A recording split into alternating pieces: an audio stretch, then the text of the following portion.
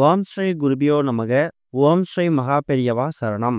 October 4ஆம் தேதி நாளைய தினம் சனிக்கிழமையில வரக்கூடிய சனி பிரதோஷம். விபூதியோட இந்த ஒரு இலையை வைத்து ஏற்றக்கூடிய ஒரே ஒரு தீபம் எக்கச்சக்கமான மாற்றங்களை ஏற்படுத்தும். எதிர்பாராத பண வரவு ஏற்படும். சரமாரியாக செல்வம் சேரும். அது என்ன தீபம்னு பார்க்கறதுக்கு முன்னாடி நம்மளோட வீடியோஸை இப்போ நீங்கள் ஃபர்ஸ்ட் டைம் பார்க்குறீங்கன்னா மறக்காம சப்ஸ்கிரைப் பண்ணிக்கோங்க. தொடர்ந்து இது மாதிரி அப்டேட் தெரிஞ்சுக்கிறதுக்கு பக்கத்தில் நோட்டிஃபிகேஷன் பெல்லை கிளிக் பண்ணி ஆல் அப்படிங்க செலக்ட் பண்ணிக்கோங்க. இப்போ சனி பிரதோஷத்தன்னைக்கு என்ன மாதிரி தீபத்தை எந்த நேரத்தில் ஏற்றி வைக்கணும் அப்படிங்கிற பற்றி தெளிவாக தெரிஞ்சுக்கலாம். புரட்டாசி மாதமே பெருமாளுக்கு உரிய மாதம். புரட்டாசி மாசத்துல வரக்கூடிய ஒரு சனிக்கிழமையும் பெருமாளை வீட்டுக்கு கூப்பிட்டு நம்ம வழிபாடு செய்வோம். அப்படி பெருமாளை வீட்டுக்கு அழைத்து வழிபடக்கூடிய சனிக்கிழமையா இருக்கக்கூடிய புரட்டாசி 3வது சனிக்கிழமை தான் அக்டோபர் 4ஆம் தேதி. அன்றைய தினம் சிவபெருமானுக்குரிய பிரதோஷமும் சேர்ந்து வர்றதால சிவபெருமானோட அருளையும் நம்ம பெற முடியுமா? சாதாரணமாக வரக்கூடிய பிரதோஷ நாள்ல சிவபெருமான் நினைச்சு விரதம் இருந்தா வாழ்க்கையில் இருக்கக்கூடிய எல்லா விதமான தோஷங்களும் நீங்கும் அப்படிங்கிறது நம்ம எல்லாருக்குமே தெரிஞ்சிருக்கும். பல பேர் அதை அனுபவபூர்வமா உணர்ந்தும் இருக்காங்க. அப்படிப்பட்ட சிறப்பு வாய்ந்த பிரதோஷம் சனிக்கிழமையோட சேர்ந்து வந்திருக்கிறது அதிகப்படியான பலனை கொடுக்கக்கூடியது. சனி பிரதோஷத்துல விரதம் இருந்து வழிபாடு செய்யறது பல மடங்கு பலன் நமக்கு கொடுக்கும். அப்படி இருக்கிற பட்சத்துல புரட்டாசி மாசத்துல வரக்கூடிய சனிக்கிழமையில சனி மகா பிரதோஷம் வர்றது சிவபெருமானோட வழிபாட்டுக்கும் மகாவிஷ்ணுவோட வழிபாட்டுக்கும் உகந்த ஒரு நாள். ஒரு மாதமும் அமாவாசைக்கு பிறகும் பௌர்ணமிக்கு பிறகும் வரக்கூடிய திரியோதசி திதி தான் பிரதோஷம். அப்படி வரக்கூடிய அந்த திரியோதசி திதியில மாலை 4:30 மணிலிருந்து 6 மணி வரைக்கும் இருக்கக்கூடிய இந்த பிரதோஷ வேலை அப்படிங்கிறது ரொம்ப முக்கியமான நேரம். அப்படிப்பட்ட திரியோதசி திதி அக்டோபர் 4ஆம் தேதி மதியம் 2:38 ஆரம்பித்து அக்டோபர் 5ஆம் தேதி மதியம் 1:24 வரைக்கும் இருக்கு. அக்டோபர் 5ஆம் தேதி வரைக்கும் இந்த திரியோதசி திதி இருந்திருந்தாலும் பிரதோஷ வேலை அப்படிங்கிறது மாலை நேரத்தில் வழிபடுறதால அக்டோபர் 4ஆம் தேதி தான் நம்ம பிரதோஷமா கணக்கில் எடுத்துக்கிறோம். அதுதான் இந்த மாதம் நமக்கு வந்திருக்கக்கூடிய சனி பிரதோஷம். இந்த அக்டோபர் மாதத்துல நமக்கு 2 பிரதோஷம் வருது இல்ல, அந்த 2 பிரதோஷமுமே சனி பிரதோஷம் தான்.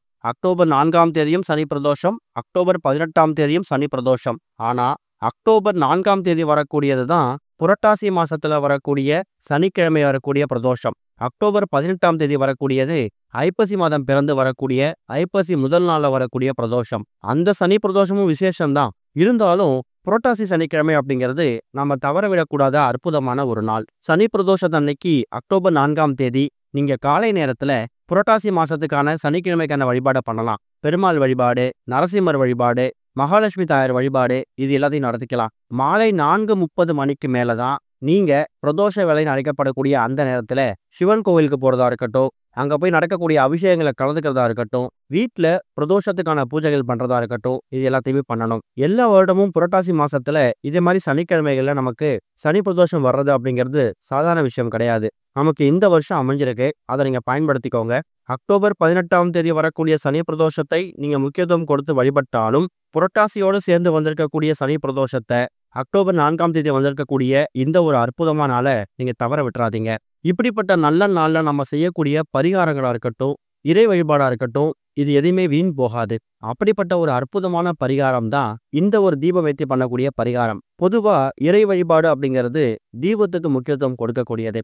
நீங்க எந்த கோவிலுக்கு போயிட்டு எந்த சுவாமியை வணங்கினாலும் சரி, அந்த சாமி சன்னதிக்கு முன்னாடி ஒரு தீபம் ஏற்றி வழிபட்டீங்கன்னா உங்க கோரிக்கைய முழுமையா வச்ச பலனை நீங்க பெற முடியுமா? அதுக்கு இந்த சனி பிரதோஷமும் விதிவிலக்கு கிடையாது. அப்படிப்பட்ட ஒரு அற்புதமான தீபம் தான் இந்த ஒரு தீபம்.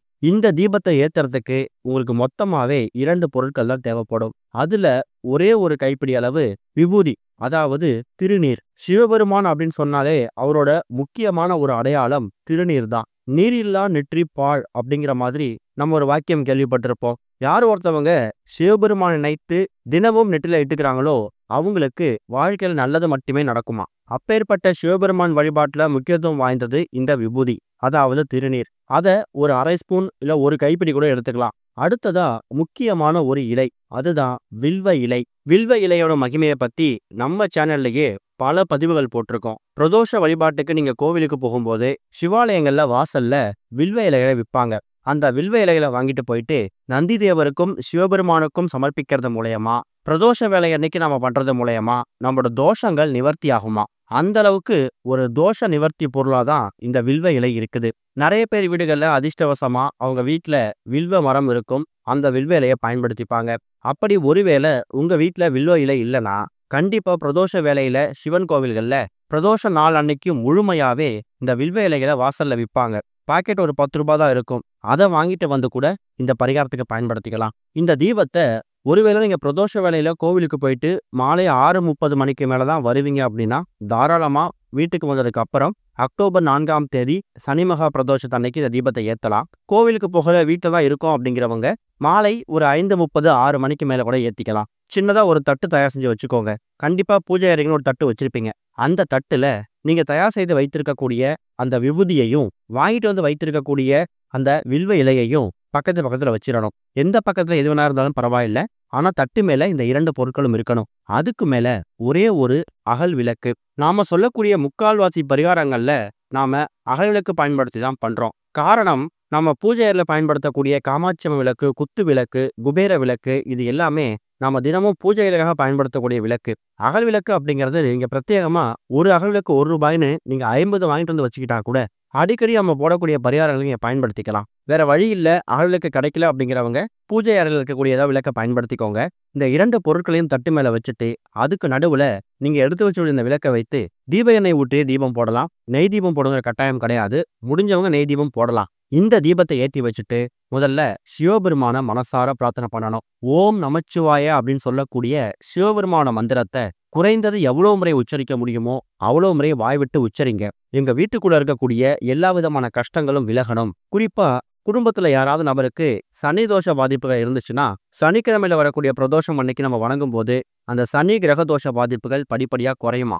எந்த ஒரு கோரிக்கையா இருந்தாலும் பரவாயில்ல, நியாயமான கோரிக்கையை சிவபெருமான் கிட்ட முன்வைங்க. சிவனை நம்பினவங்களுக்கு அவர் என்னைக்குமே கைவிட மாட்டார் அப்படிங்கிற நம்பிக்கை என்னைக்குமே இருக்கும். அது உண்மையும் கூட.